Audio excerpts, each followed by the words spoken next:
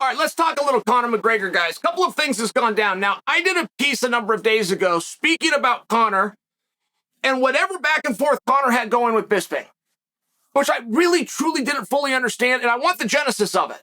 I know there's something brewing, just as an outsider that watched it. I've known for years there's something brewing. I took a guess that it had to do with the introduction that Michael made to Adi, who is Conor's manager. And then Conor and Adi are thick as thieves and Bisping is getting pushed away. I called and spoke to Bisping about this, just trying to get an understanding on it. Bisping said, Chael, you're actually wrong about that. He had beautiful things to say about Adi, just to amend that statement. But I said, well, what is this about? He said, man, I really don't know. He came at me. I wasn't told, I'm not totally comfortable with it. I'm a commentator. He's a fighter. I said, I could see that. Now, set that aside. Okay, that's information that I have. But let me go back to speculate and filling you guys in. So Conor does something called a Q&A on Twitter. Now, there's a general rule to that, which is the audience can ask anything and you can ignore it, but whatever answer you give must be accurate. Reddit started this. It's called an AMA, Ask Me Anything. But when the Reddit folks would reach out to you, the moderators, and ask you to do this, they would explain that rule set. Ignore whatever you want, but whatever you answer accurately. I took that to heart. Like when I've done AMAs, they are straight shoots. And this is the theme of it. And I have to wonder as I see Conor's, if Conor was even the one typing, because you know when you can tell when somebody's typing? Like, does Conor seem like the kind of guy that would use emojis and exclamation points? So you go, okay, well, was Conor even in the room? Possibly Conor was in the room and he was dictating and somebody typed these out for him. But see, you got to do this detective work. You have to wonder these things. Because if you're getting accurate information from Conor, that's valuable, right? We're detectives over here. We're trying to guess what's going to be next for Conor. So we're only as good as the information that we're being given. Now we've got to check our source, though. The source being what appears to be Conor himself, writing in a tone that we know Conor doesn't write in. So how close to these responses is Conor McGregor? Is he in the room? Is he the one saying that, right? It's a tough spot. But let's go by it because he did give us a couple of clues. Somebody asked him, when you return, will it be at welterweight? Conor responded with one word, definitely. Now, I like that and I believe it, right? And what's an easy thing to trick somebody on?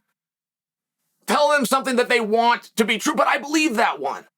That sounds right, and that would be huge right off the bat. I mean, Conor's getting called out left, right, and center by 55-pounders.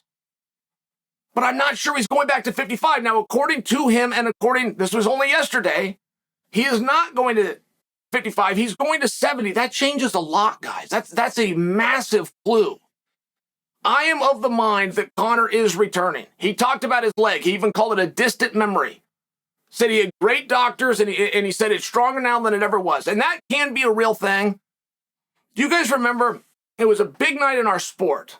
But Frank Mir won the world championship and he popped Tim Sylvia's forearm. Do you guys remember that? The reason it was a big deal is when Herb Dean stopped it, Tim Sylvia's like, what are you talking about? But so was everybody else in the building going, hey man, why'd you stop this? He didn't tap out. So they had to do it on a replay from a different angle and you can see the bone pop. Herb Dean was cleared. He was vindicated. He was completely right, and he got credit for seeing something that everybody else, including those watching around the world on camera, missed. But I bring you that diatribe because when Tim went and got that fixed, they put a metal plate in there. So obviously you can't get in a fist fight with a metal plate. Well, not so fast. He could. So Tim started warning people, if I take you down, I'm going to pound you, and I'm going to pound you with my metal plate. Now, I only bring in that story because sometimes guys really do come back. It's like a bionic something or other. I don't know where Conor's knee is at. I'm just telling you what Conor said. And I am fully of the mind, particularly after seeing Conor's body and seeing his wrestling workout that he put out over the weekend. I am fully of the mind that he's returning. Now, whether he returns or not, that's actually a little bit of a different conversation. All I'm speaking to is my belief that he currently believes that he's returning. Now it sounds like it's going to be at 170 pounds.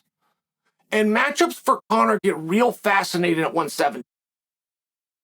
I think that we can eliminate the title talk. I know that was real. But it turns out that Leon is under the Paradigm Management Company. So essentially, Leon and Conor are teammates. Leon and Conor match up very well. But Conor and Kamaru don't match up so well. Conor and Chimaev don't match up so well. But if we eliminate title talks, all of a sudden you start to have some very interesting matchups. Not to mention, you could just bring a 55-pounder up, right? Like, nobody's off limits. Poirier has been wanting to go to 170. Chandler would bump up to 170. We can play this game. We don't have to, but Gaethje would go up to 170. So it starts to get really interesting for the what could be, what might happen. I don't know where the dialogue of Conor versus George Masvidal has gone to. I have no idea. It seems to have just disappeared. There was another conversation that came and went very quietly, which is the return of Nick Diaz.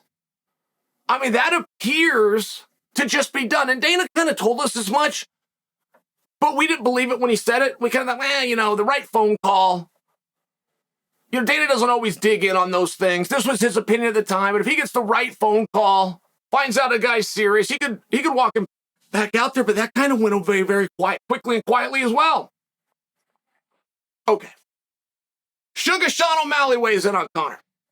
And Sugar Sean says that Conor is the GOAT, that there's not even a question about it. Sean finished that thought by talking about the entertainment value and the character and the personality that Conor brought to the sport. Sean elaborated yet again to say, maybe not skill-wise, but overall, he's the GOAT. And that's not the first time I've heard somebody make that argument. When we talk about GOAT, it's supposed to be skill-wise. But I know Dominic Cruz agrees with Sean in that he believes popularity, he believes level of interest, right? If you have less people, but God damn it, they're diehards, which is what Conor's got them flying in. He's so over, they're loading jumbo jets and they're flying in to watch his matches. So if you have less people, but they're more passionate than a guy that can bring in more people, but they don't really give a damn, right? I mean, it gets to be an interesting conversation if you want it to be.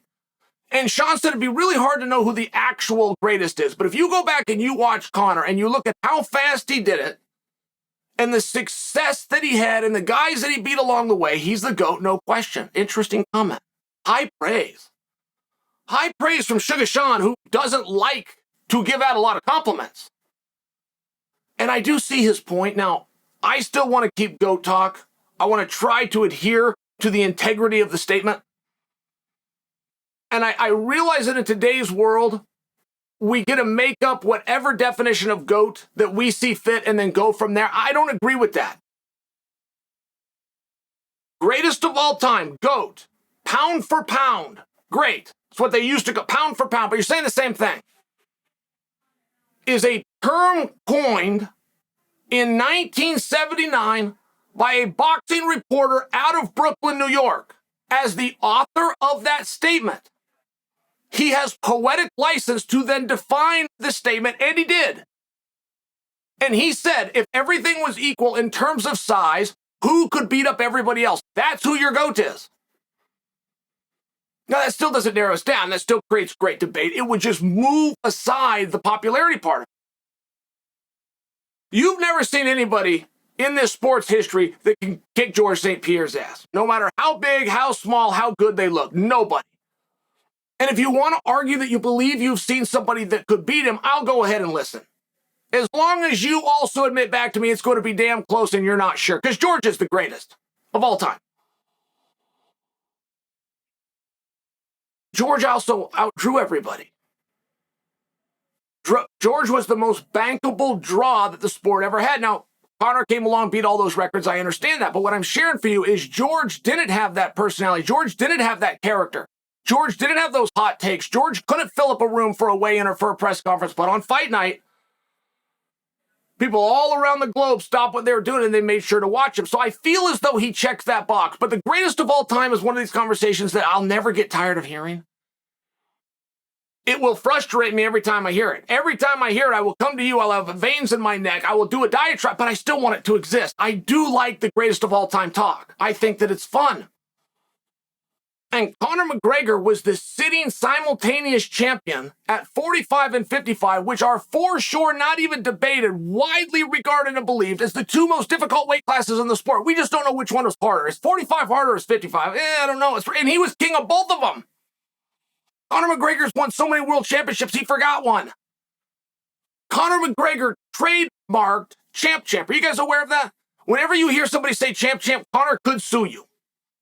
He literally trademarked it, but he's not a champ. He's a champ.